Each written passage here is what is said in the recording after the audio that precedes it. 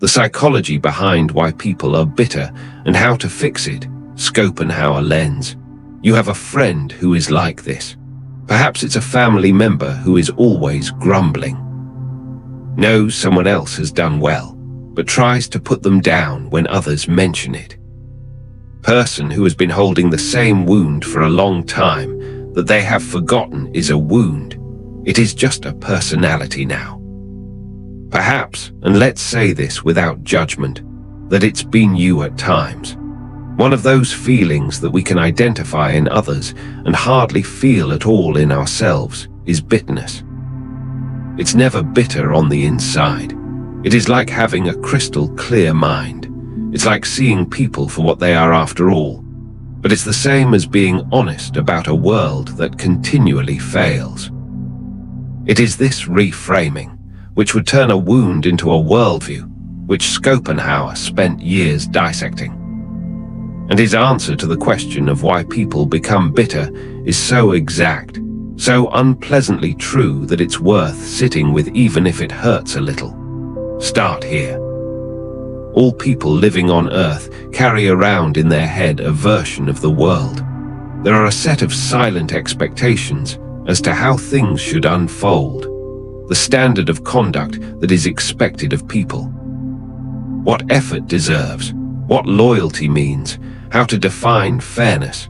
No one says these expectations to oneself. Most people don't realize they have them. They store up unconsciously during childhood, through early experiences and slowly formed self, choosing at some point what it was that the world owed it. Schopenhauer would refer to this as the will asserting itself in terms of expectation. The will always goes forward, externally projecting desire in all things. But if it's someone else who's included in it, if the will says that person should take me for granted, then that has been the most dangerous kind of investment.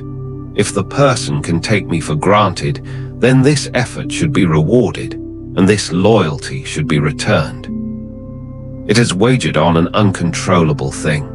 When he or she doesn't come back, when the recognition is denied, the effort is not rewarded, the loyalty is betrayed, something deeper occurs.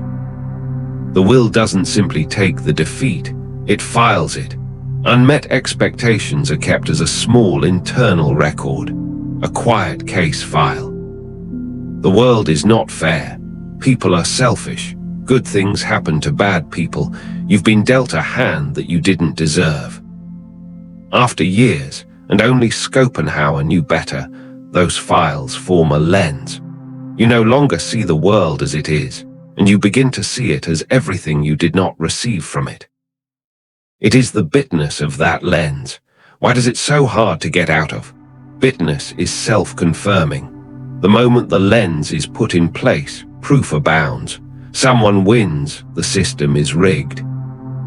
There's someone being kind, they must want something. When something good happens you, it doesn't last. The bitter mind is not searching for the flaws or if it is wrong. It is searching for justification to be correct. And the world is complicated and imperfect and full of truly unfair things, and the world always obliges. Never did Schopenhauer miss the point. Something more uncomfortable.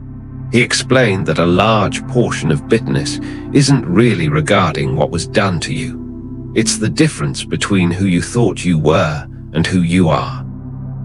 In his youth, the will made certain assurances. You would be known, you would matter, you would get to a place, eventually, where you finally felt like you had enough of you. Life, as life is, did not keep to those dates and terms as the will had envisioned. That difference between the will and the self that appeared hardens silently. Instead of grieving it honestly, as is painful, the mind channels the experience outwards, towards the people who did not seem to have got what you did, toward that which did not reward you properly, toward a world that not only didn't understand you, but didn't value you. It is easier to be resentful than to be grieved. It provides you with a place to put the pain that you don't have to see you. But this is not a moral fault. This is the will asserting itself in the only way it can. Then how can one get out of it? Don't dance on top of it. If you don't make a commitment to being thankful, you don't. Do the mechanism and emerge on the other side. Schopenhauer has something that's almost too easy to say, but is difficult to put into practice. He referred to it as the turning in of the will. You don't focus on the world, on the people who don't have it for you, on what you don't have, but you focus on the one thing you actually look at, yourself, not in self-criticism. Not in the kind of introspection that just generates more resentment. However, in the act of identifying the expected thing, which was not fulfilled.